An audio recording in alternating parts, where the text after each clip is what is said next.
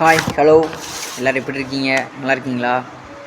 மறுபடியும் உங்களை ஒரு செய்தியின் மூலம் பார்க்கல ரொம்ப சந்தோஷப்படுறேன். இந்த ஒரு நேரத்துலையும் இந்த நான் இப்போ இந்த வீடியோ எடுத்துக்கிட்டு இருக்க நேரம் பார்த்திங்கன்னா ஒரு இரவு நேரம். அப்படிங்கிறப்ப இந்த இரவு நேரத்துலையும் நான் பார்க்குறேன்.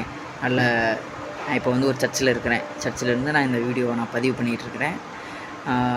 என்னோடய சபையில் இருக்கிறது நினைக்கும் போது எனக்கு ரொம்ப சந்தோஷமாக இருக்குது. ஏன்னா இந்த வாலிப பிரயாணத்துலேயும் நான் உலகம் அந்த மாதிரி வேறு காரியங்களில் போகாமல் நான் தேவனுக்குன்னு நான் என்னோடய சபையில் நான் இருக்கிறேன். அப்படிங்கிறப்ப எனக்கு ரொம்ப சந்தோஷமாக இருக்குது. அவரோட ஊழியத்தை பார்த்துக்கிட்டு கேர்சல் போகிறது, இந்த மாதிரி பல ஊழியங்களை பண்ணுறது அப்படிங்கிறப்ப எனக்கு ரொம்ப சந்தோஷமாக இருக்குது. ப்ளஸ் ரொம்ப நான் விருப்பப்பட்டு தான் செய்கிறேன், ரொம்ப சந்தோஷமாக தான் செய்கிறேன். இதே மாதிரி எத்தனையோ வாலிபர்கள் இந்த ஒரு நேரத்தில் தேவனை அறியாமல், தேவனை இருந்தும் தேவன் நம்பியும் இருக்கிறாங்க. ஆனால் உலகத்துக்கு பின்னாடி போகிறாங்க. அது ஏன் போகிறாங்க, எதுக்கு போகிறாங்க அப்படின்னு நம்ம பார்த்தோம் அப்படின்னா அதுக்கு பல காரணங்கள் இருக்குது. பல டிஸ்ட்ராக்ஷன்ஸ் அவங்களுக்கு இருக்குது. சொல்லப்போனால் இப்போ எக்ஸாம்பிளுக்கு நம்ம ஒரு ஃபோனே எடுத்துக்கலாம். ஒரு ஃபோன் எடுத்தோன்னா அதில் 1000 டிஸ்ட்ராக்ஷன்ஸ் இருக்குது. உங்களுக்கே தெரியும். நல்ல இதான் பார்க்கணும்னு நினச்சி எடுப்போம். ஆனால் ஏதாவது ஒன்று வரும், நம்ம வேற எங்கேயா பார்க்க போயிடும். அப்படிங்கிறப்ப இந்த ஃபோன், நண்பர்கள், அந்த சுற்றுறது, பைக்கு, இந்த ரைடிங்கு, இந்த மாதிரி பல காரியங்கள் வாலிபர் இந்த வயசில் பல டிஸ்ட்ராக்ஷன்ஸ் இருக்குது.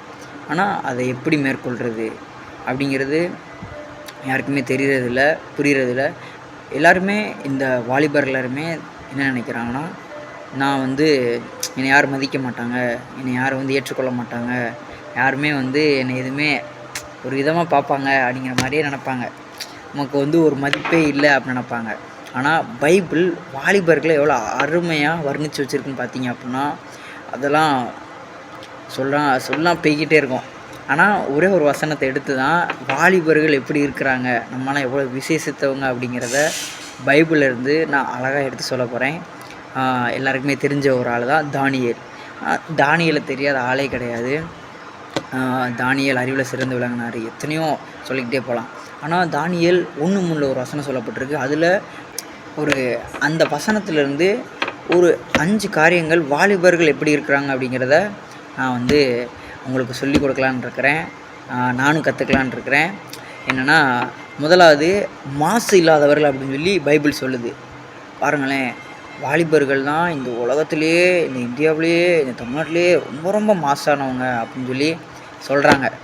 ஆனால் அப்படிலாம் இல்லைங்க. பைபிள் நம்மளை எப்படி சொல்லுது பார்த்தீங்களா? அதுதாங்க பைபிள். மாசு இல்லாதவங்களாம், இருதயத்தில் சுத்தம் உள்ளவர்களாம். அப்படி இருக்கிற நம்ம ஏங்க நம்மளையே கெடுத்துக்கணும்? பைபிளே சொல்லிடுச்சு, ஆண்டவரே சொல்லிட்டாரு, நீங்களாம் வாலிபர்களாம் மாசு இல்லாதவர்கள் அப்படின்னு சொல்லி சொல்லிடுச்சு. அப்போ ஏங்க நம்ம மற்றவங்க சொல்கிறத, நீ ஒரு ஆளுக்கு பிடிச்சவன், நீ வளர மாட்ட, தேர மாட்ட அப்படின்னு சொல்லும் போது நம்ம ஏங்க கவலைப்படணும்? யோசேப்பு எடுத்துக்கோங்களேன், அழகாக பரிசுத்தை காத்துக்கிட்டு அந்த இடத்த விட்டு ஓடுறாரு. இங்கே இருந்தால் தானடா பிரச்சனை, நான் இந்த இடத்த விட்டு நான் ஓடுறேன்டா அப்படின்னு சொல்லி ஓடுறாரு. ஓடி அவரோட பரிசுத்தை அவர் காத்துக்கிறாரு. இதை நம்ம ஆதியாகமம் 39 பார்க்கலாம். அப்படிங்கிறப்ப அந்த இடத்தை விட்டு அவர் ஓடுறாரு. தான் மாசு இல்லாதவன் அப்படிங்கிறத யோசேப்பு நிரூபித்து காட்டினார். அப்போ இதை மாதிரி ஜார்ஜ் முல்லர் அப்படிங்கிறவர், நான் இருதயத்தில் சுத்தம் உள்ளவன், நான் பல பேருக்கு உதவி செய்வேன் அப்படிங்கிறதுல அனாதை குழந்தைகளுக்கு பெரிய அளவில் நிறைய ஊழியம் செஞ்சுருக்கிறார். நிறைய காரியம் செஞ்சுருக்கிறாரு, வாங்கி கொடுத்துருக்குறாரு, எவ்வளவோ நன்மைகள் செய்திருக்கிறாரு. இந்த மாதிரி ஜார்ஜ் முல்லர் அவர் மாசு இல்லாதவர் இருந்தனால தான் பிள்ளைகளுக்கு உதவி செய்கிறத, செலவு அப்படிங்கிறத கூட பார்க்காம இது தேவனுக்கு பிரியம், நான் அப்படிங்கிற மாதிரி வளர்ந்து, சிறுவையிலேருந்தே வளர்ந்து கற்றுக்கொண்டு வாலிப காலத்துலேயும் அதை அவர் செஞ்சு அப்புறம் ஒரு பெரிய நல்ல ஒரு ஊழியக்காரராக வந்தார். அதே போல் தான் நம்மளும் இந்த ஒரு நேரத்தில் மாசு இல்லாதவர்களாக இருப்போம். தேவன் அதை விரும்புகிறாரு, பைபிள் அதை விரும்புது, நானும் விரும்புகிறேன், நீங்கள் அதை விரும்புவீங்க. ஏன்னா எல்லாருக்குமே தெரியும் நான் கெட்டவனாக இருக்கிறேன் அப்படிங்கிற ஒரு தாட் எல்லாருக்குள்ளேயும் இருக்கும், ஒரு தாழ் மனப்பான்மை இருக்கும். ஆனால் அதை நம்ம இன்றைக்கி உடச்சி எறிகிறோம். நம்மளாம் வாலிபருங்களுங்க என்ன தெரியும், நம்மளை பற்றி என்ன சொல்லுவாங்க? இளவட்டம் இள ரத்தம் துடிக்க அப்படிம்பாங்க. அந்த துடிப்பை நம்ம ஆண்டவர்கிட்ட காட்டுவோம், ஆண்டவர் சபையில் காட்டுவோம், நம்ம சபையில் காட்டுவோம். சரியா? நம்ம எல்லோரும் மாசு இல்லாதவங்களாக இருந்து காட்டுறோம். ரெண்டாவது என்னென்னா, அழகானவர்களாங்க. பாருங்களேன், நான் எத்தனை பேர் நம்மளை சொல்லியிருப்பாங்க, நீ கருப்படா, உனக்கு என்னடா மூஞ்சில் எப்படி இருக்கு, அப்படி இருக்குது இப்படின்னு சொல்லியிருப்பாங்க. ஆனால் பைபிள் நம்மளை என்ன சொல்லுதுன்னா, அழகானவர்கள். பார்த்துக்கோங்க. அப்போனா நம் தேவன் நம்மளை அழகானவர்களாக தான் பார்க்குறாங்க. இப்போ ஆதாமை எடுத்துக்கோங்களேன். ஆதாம் எடுத்தோடனே என்ன வயசானவனா படைச்சிட்டாங்களா? இல்லை ஒரு 45 வயசு 50 வயசில் படைச்சாரா? இல்லையே. ஆதாமும் ஒரு வாலிபனாக தான் இருந்தான்.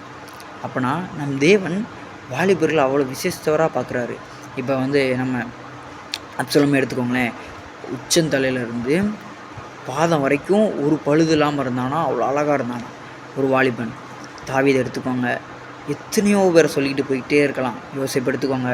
அத்தனை பேரும் அவ்வளோ அழகானவர்களாக இருந்தாங்க. தாவீது அழகுள்ளவன், இருதயத்துக்கு ஏற்றவன்னு தேவனே சொல்கிறாரு. இப்போ நம்ம இந்த உலகத்தில் அதையே நம்ம குறித்து கவலைப்படணும். நான் அழகு இல்லை, என்கிட்ட எதுவுமே இல்லை, நான் என் முகம் சரியில்லை, என் கை சரியில்லை, நான் கருப்பாக இருக்கிறேன், இந்த மாதிரிலாம் நமக்கு வேண்டவே வேண்டாம். நம்ம பைபிளை நம்புவோம், பைபிளை விசுவாசிப்போம். இப்போ சொல்கிறாங்க, எல்லாத்தையும் படைச்ச ஆண்டவர் சொல்லிட்டாரு, நீ அழகானவன்டா அப்படின்னு வாலிபனை குறித்து சொல்கிறாரு. இந்த உலக மனிதர்கள் என்ன ஆண்டவரோட பெருசா? சொல்லுங்கள், பெருசா? இல்லை. அப்போ ஏங்க நம்ம கவலைப்படணும்? நம்ம அழகானவங்க, காலரை தூக்கி போட்டு சொல்லணுங்க நம்மளாம் அழகானவங்க அப்படின்னு சொல்லிட்டு. சரியா? இனிமேல் யாருக்குமே அந்த ஏற்றத்தால் வரக்கூடாது. நான் அழகானவன் தான், தேவனுக்குள்ள அழகானவன் அப்படிங்கிறத சொல்லணும். சொல்லுவீங்க, நானும் சொல்லுவேன். சூப்பர். அடுத்து என்னென்னா, சகல ஞானத்திலும் தேறினவர்கள். இப்போ என்னையே எடுத்துக்கோங்களேன். நானே ஸ்கூல் படிக்கும்போது ஏதோ படிப்பேன். ஒன்றா படிக்கும்போது எதுவுமே தெரியாது. என் பாப்பா பேப்பர்லாம் பிடுங்கி தான் பார்த்து எழுதுவேன் அந்த டைமில் ஸ்கூலில். அப்போல எனக்கே நான் சின்ன வயசுனாலும் கொஞ்சம் தெரியும். என்னடா நம்ம பாப்பா பேப்பரை பிடுங்கி எழுதிக்கிட்டு இருக்கோமே அப்படின்னு சொல்லிட்டு. அப்படிங்கிறப்ப அப்போலாம் அது ஒரு மாதிரியாக இருந்தாலும், அடுத்து போக போக தேவன் ஞானத்துலேயும் சரியாக என்னை வளர்த்தாரு. பல கிஃப்ட்ஸ் வாங்க நிறையா இடத்துல என்னை உயர்த்தி வச்சார். எம்எல்ஏ எம்பி கையில் கலெக்டர் அளவுக்குலாம் கொண்டு போனார். இந்த மாதிரி பல ஞானத்தில் தேவன் என்னை உயர்த்தி வச்சார். அதுக்கு காரணம் எல்லாமே தேவன் தான். நீங்கள் இந்த ஒரு நேரத்தில் வாலிபர்களாக இருக்கட்டும், வாலிபிகளாக இருக்கட்டும், யாருனாலும் சரி தான், நம்ம ஞானமே எனக்கு இல்லை, எனக்கு ஒன்றுமே தெரியாது, எனக்கு ஞானம் இல்லை, புத்தி இல்லை, எனக்கு ஒரு இது செய்ய தெரியாது, எனக்கு எதுவுமே தெரியாதுன்னு சொல்கிறத தவிர்த்துட்டு தேவன்கிட்ட போய் நீங்கள் கேளுங்கண்ணே. சாலமோன் கேட்டார் பார்த்தீங்களா? அவரையே என்ன வேணும் கேட்டதுக்கு ஞானத்தை கேட்டாராம். யாருமே கேட்டதுனால தான் கேளாத ஐஸ்வர்யத்தை அவர் கொடுத்துருக்கிறாரு. அப்போ நம்மளும் எல்லாருக்குமே ஞானம் இருக்குது, ஆனால் கேட்டால் தான் போய் கிடைக்கும். ஒருவன் ஞானத்திற்கு குறைவுள்ளவனாக இருந்தால் அவன் இடத்துல கேட்க கிடையாதுன்னு சொல்லி யாக்கோபில் சொல்லப்பட்டிருக்கு. அப்போனா நம்ம ஞானம் கேட்டால் நமக்கு ஞானமே கிடைக்கும். இப்போ தானியேல் எடுத்துக்கோங்களேன். அவன் அங்கே இருக்கும்போது, அந்த பாபிலோன் அரண்மனையில் இருக்கும்போது எல்லாரை விட ஞானத்தில் பெரிய ஆளாக இருந்தானோ. அதனால தான் எப்பயுமே அந்த பாபிலோனில் இருக்கிற ராஜாக்கள்லாம் அது தானியேலை கூடயே வச்சுட்டு சுற்றுவாங்களாம். தாவீதை யோசிப்பாருங்க, தாவீது எவ்வளோ பெரிய ஆள். அப்படிங்கிறப்ப நம்ம எல்லாருமே சகல ஞானத்திலும் தேர்ந்தவர்களாக இருக்கிறோம் அப்படின்னு சொல்லிட்டு பைபிளே சொல்லிடுச்சு, ஆண்டவர் சொல்லிட்டாரு. நம்ம எந்த ஒரு ஞானத்திலையும் குறையப்படலை. தேவன் நம்மளை எல்லா ஞானத்திலையும் உயர்த்தியாக வச்சுருக்கிறாரு. சரியா? அதனால் நீங்கள் உங்களை குறித்து கவலையப்படாதீங்க. நம்ம எல்லாருமே ஞானத்தில் சிறந்து விளங்கினவர்கள் தான். உன் நண்பன் சொல்கிறானா, சொல்லிட்டு போட்டோம். உங்கள் குடும்பம் சொல்லுதா, சொல்லிட்டு போட்டோம். நீங்கள் உங்கள் மனசை தளர விடாதீங்க. நீங்கள் எப்பயுமே உங்கள் இருதயமாக இருக்கிற பலகையில் என்ன தெரியுமா எழுதணும்? நான் சகல ஞானத்திலும் தேறினவன் தான் அப்படின்னு நீங்கள் எழுதுனீங்க. அப்படின்னா அதை நீங்கள் யார்கிட்டையும் சொல்ல வேண்டிய அவசியமே இல்லை. தேவன் அதை பார்க்குறாரு. நீங்கள் எல்லா ஞானத்திலையும் சிறந்து விளங்குவீங்க அப்படிங்கிறத உங்கள் கிரியைகள், உங்கள் செயல்கள் அதை காட்டும். ஆமென். கண்டிப்பாக நீங்கள் எல்லா ஞானத்திலையும் சிறந்து விளங்குவீங்க நான் நம்புகிறேன். நானும் எனக்கு இன்னும் தேவன் ஞானத்தை கொடுப்பார், உங்களுக்கும் கொடுப்பார். ஆமென். அடுத்து என்னென்னா, அறிவில் சிறந்தவர்களாங்க. இப்போ நீங்கள் எத்தனையோ சயின்டிஸ்ட் பார்த்துருக்கலாம். வாலிபர்களாக இருக்கும்போது தாமஸ் ஆல்வா எடிசன், ஐசக் நியூட்டன்லாம் தெரியும், 10ஆப்பில் படிச்சிருப்போம். ஒரு 3 விதியை கண்டுபிடிச்சிருப்பார். எனக்கும் தெரியலைங்க.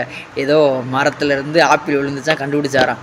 நமக்கு அந்த மாதிரி ஒரு வாய்ப்பு கிடைக்கலையா? இப்போ இருந்தால் நம்ம எல்லோரும் அவரோட பேர், என் பேர் சாலம் அப்படின்னா சாலம் விதி அப்படின்னு இப்போ நம்மளை குறித்து படிச்சிருப்பாங்க. இப்போ உங்கள் பேர் என்னவோ அந்த பேரை குறித்து இவரோட விதி அப்படின்னு சொல்லிட்டு ஒரு 3 விதி படிச்சிருப்பாங்க. அவர் தட்டி பறிச்சு போயிட்டார் பார்த்தீங்களா? நம்ம இதை மாதிரி ஏதாவது அறிவில் சிறந்து விளங்கும்போது நம்மளை குறித்து இனிமேல் வர சந்ததி புக்கில் படிக்கணும். அந்த மாதிரி நம்ம அறிவில் சிறந்து விளங்கணும். எத்தனையோ நீங்கள் சயின்டிஸ்ட் பார்க்குறீங்க, இந்தியாவில் பார்க்குறீங்க, நாசாவில் பார்க்குறீங்க, இஸ்ரோவில் பார்க்குறீங்க. எத்தனை பேர் அதை மாதிரி அறிவில் சிறந்து விளங்குறாங்க. அப்துல் கலாம் பார்க்குறீங்க. இந்த மாதிரி ஏகப்பட்ட பேர் சொல்லிக்கிட்டே போகலாம். எல்லாருமே வாலிப காலத்தில் எல்லாருமே அறிவில் சிறந்தவர்கள். என்னால் முடியும் நம்பினா மட்டும்தான், ஸ்டெப் எடுத்து ஒருத்தர் வச்சா மட்டும்தான் அவன் அறிவில் சிறந்து விளங்க முடியும். இல்லை என்னால் முடியாது, எனக்கு அறிவு இல்லை, ஒன்றுமே இல்லை அப்படின்னு நீங்களே உங்களை மட்டம் தட்டினீங்க அப்படின்னா கடைசி வரைக்கும் மட்டம் தட்டிகிட்டே உட்காந்துட்டே இருக்க வேண்டியதுதான். இப்போயும் சொல்கிறேன், நீங்கள் எல்லாருமே அறிவில் சிறந்து விளங்கினவங்க தான். இந்த வீடியோ யார் யார் பார்க்குறீங்க எல்லாருமே அறிவில் சிறந்து விளங்கினவங்க தான். ஏன்னா நான் சொல்கிறத விட என்னங்க, ஆண்டவர் சொல்லிட்டாருங்க. ஆண்டவர் பேச நம்புங்க. அவர் சொல்கிறத நம்புனா நம்ம எப்பயுமே அறிவில் என்ன எல்லாத்துலேயும் சிறந்தவங்க தாங்க. சரியா? அதனால் சோர்ந்து போகாதீங்க, மனம் தளராதீங்க, எனக்கு அறிவில் நினைக்காதீங்க. ஆனால் ஆண்டவர் உங்களை ஒருபோதும் கைவிட மாட்டார். ஏன்னா அவர் வாலிபர்கள் அனைவருமே சகல ஞானத்திலும் தேர்ந்தவர்களாம், அழகானவர்களாம், மாசு இல்லாதவர்களாம். இப்போ என்ன சொல்கிறார்? அறிவில் சிறந்தவர்களாம். யோசிச்சு பாருங்களேன், அந்த காலத்தில் அவ்வளோ பேர் இருந்தாங்க. இப்போ எவ்வளோ டெக்னாலஜி வளர்ந்துருக்கு. காரணம் என்னது? அறிவு தான். அதை மாதிரி தான் நம்ம எல்லாருக்குமே அறிவு இருக்குது. எத்தனையோ ஸ்கூலில் பார்க்குறீங்க, சிறு பிள்ளைகள் வாலிபருக்கெலாம் என்னென்னமோ மிஷின் கண்டுபிடிக்கிறாங்க, என்னென்னமோ செய்கிறாங்க. தேவன் நமக்கு அறிவில் சிறந்த விலங்கு கண்டிப்பாக செய்வார். அதுக்கு நம்ம என்ன பண்ணணும்னா வேதத்தை எடுக்கணும், பைபிள் வாசிக்கணும், ஜெபம் பண்ணணும், தாழ்வு மனப்பான்மை எடுத்து போடணும். எடுத்து போட்டால் மட்டும்தான் எல்லாமே மாறும். சரியா? நீங்கள் இன்றைக்கே இந்த வீடியோ பார்த்துட்டு முடித்த உடனே பைபிளை தூக்குறீங்க, ஜெப அறைக்கு போகிறீங்க, ஜெபம் பண்ணுறீங்க, எனக்கு அறிவை வேணும்னு கேட்குறீங்க. சரியா? அதனால் கேட்பீங்க, நான் நம்புகிறேன். அடுத்து கடைசி என்னென்னா கல்வியில் நிபுணர்களாம். உங்களுக்கு எல்லாருக்குமே தெரியும், கல்வியில் நிபுணர்கள்னால் படிப்பாளி. நம்ம பாஷையில் சொல்லணும்னா படிப்பாளிங்க. எல்லோரும் அப்படி தான் சொல்லுவாங்க ஸ்கூலில். இப்போ ஒருத்தர் நல்லா படித்தா போதும், அவன் படிப்பாளிடா அதை படிச்சிருவான்டா அப்படின்னு சொல்லி சொல்லுவான். அதை மாதிரி கல்வியில் நிபுணர்களாம். அப்போனா யோசிச்சு பாருங்கள், எவ்வளோ பெரிய ஆள், ப்ரொஃபஸர், அதுக்கு மேலே பிஹெச்டிக்கெலாம் மேலே. அந்த மாதிரி தேவன் வாலிபர்களை சொல்கிறாரு.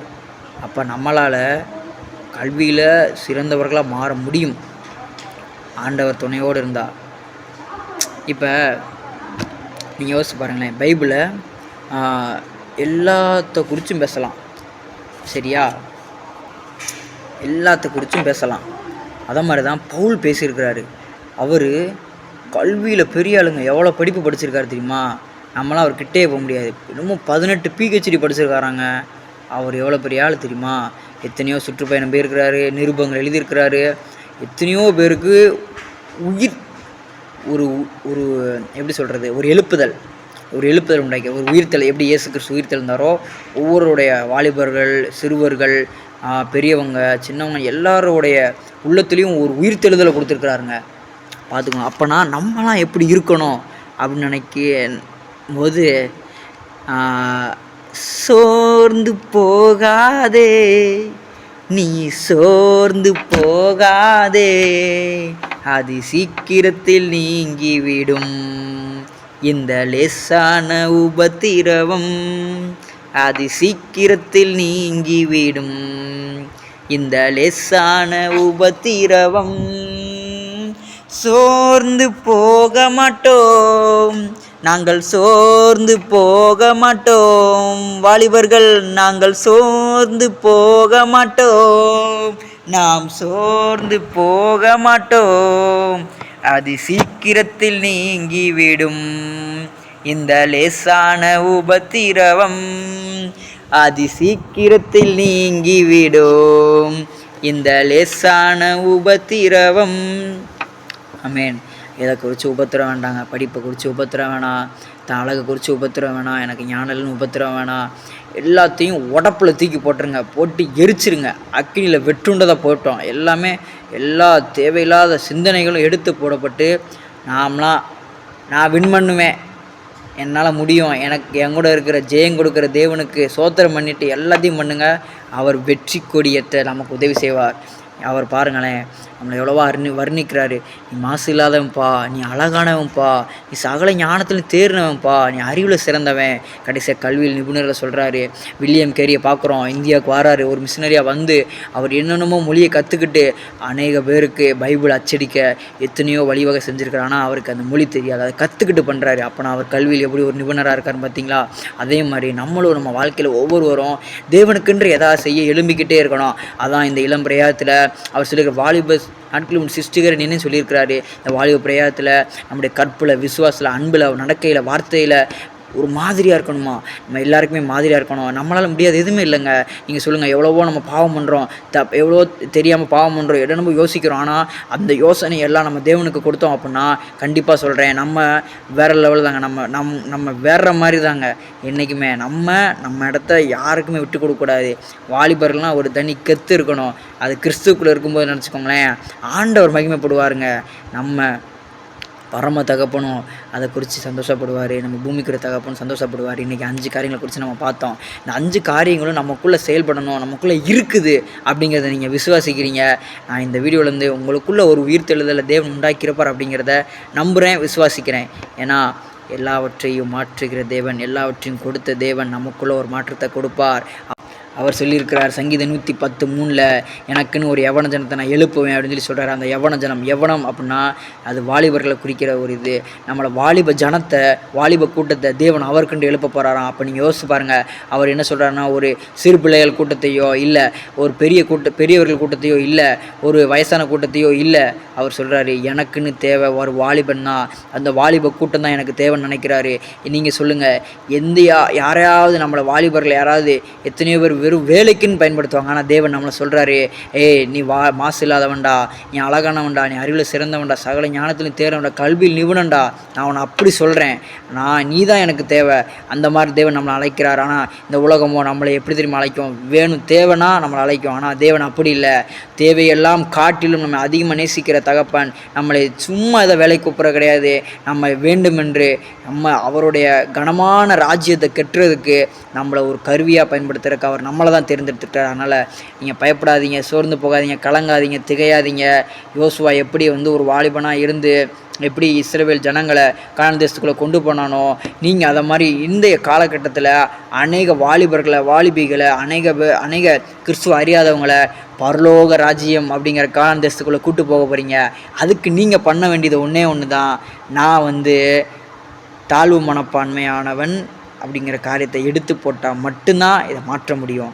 ஏன்னா நம்ம எல்லாருமே வேற லெவலுங்க.